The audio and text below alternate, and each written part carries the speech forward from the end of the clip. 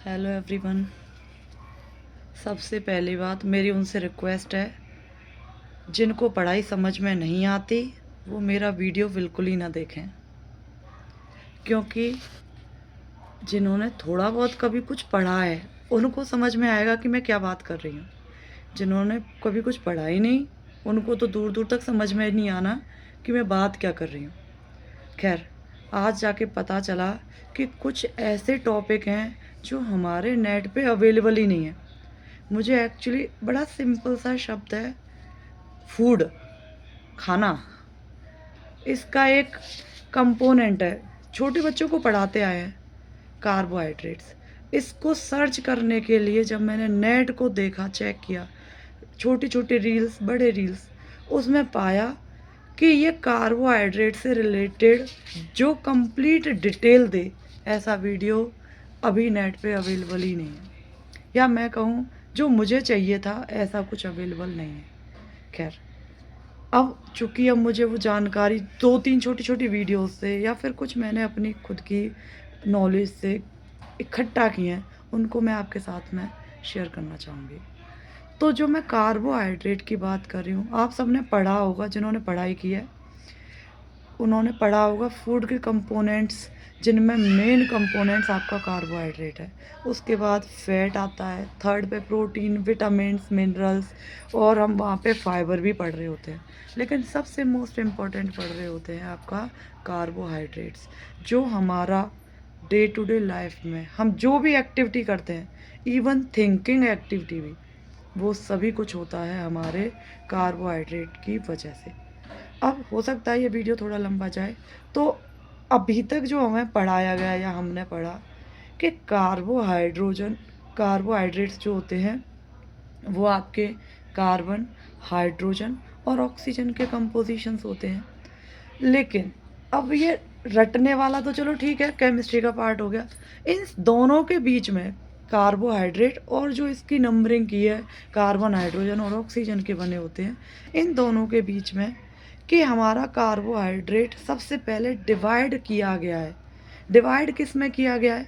ये 3 कैटेगरी में डिवाइड किया है, जो शायद हर जगह नहीं अवेलेबल होता या आधे बच्चे भूल जाते हैं। होगा शायद बहुत छोटी क्लासेस में, लेकिन मैं जो बात कर रही हूँ वो आपका सेकेंडरी लेवल की बात कर रही हूँ, या सीनियर सेकेंडरी लेवल की बात कर रही हूँ। तो वहाँ पे क्या होता है, जो आपका कार्बोहाइड्रेट्स है वो आपके 3 टाइप में होते हैं। पहला होता है शुगर्स, दूसरा होता है आपका स्टार्च, और तीसरा होता है ग्लाइकोजन। अब इन तीनों में अंतर क्या है?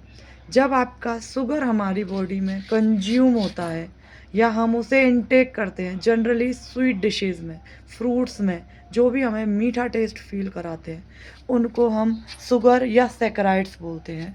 वो आपके डिवाइड होते हैं हमारी बॉडी के अंदर, या ब्रेक डाउन होते हैं खाने के बाद में, जैसे हम डाइजेशन बोलते हैं, उस प्रोसेस में 2 यूनिट्स में, जिसमें एक होता है ग्लूकोज, दूसरा होता है फ्रक्टोज।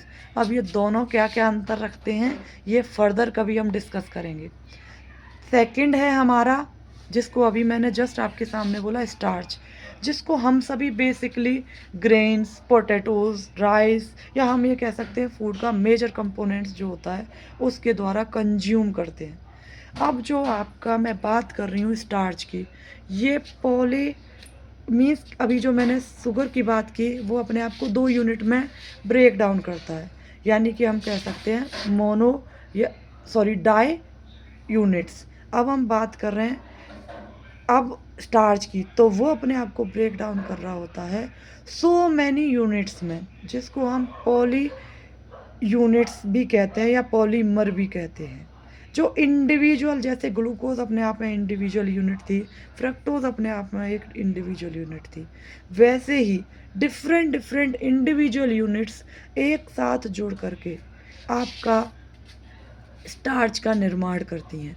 और थर्ड हम पढ़ते हैं ग्लूकोजन या ग्लाइकोजन, जो हमारी बॉडी में ब्रेक डाउन, या ये कह सकते हो ग्लाइकोजन हमारी बॉडी में स्टोर होता फूड का ही पार्ट है, कार्बोहाइड्रेट का पार्ट है। ये एक्सेस अमाउंट में, जो हमारे कभी हम जब फास्ट रखते हैं या उस समय पे काम आता है जब हमने खाना नहीं खाया होता लंबे टाइम तक, तो हमारी बॉडी को एनर्जी तो रिक्वायर्ड है, तो उसके लिए हमें चाहिए होता है आपका सबसे मेन जो रिक्वायर्ड है हमारे ग्लाइकोजन की, वो स्टोरेज के रूप में है। हमारा स्केलेटन के ऊपर जितना भी मसल है या मस्कुलर पार्ट है, वो आपका ग्लाइकोजन के द्वारा ही बना होता है। सेकंड है आपका लिवर, हमारे लिवर के साथ में ये स्टोर होता है ग्लाइकोजन जिसकी मैं बात कर रही हूँ। आई होप कि आपको ये इन्फॉर्मेशन काफ़ी नॉलेजेबल लगेगी, और जिनके लिए नॉलेजेबल हो वो प्लीज़ ज़रूर शेयर करें अपने फ्रेंडों को। Thank you.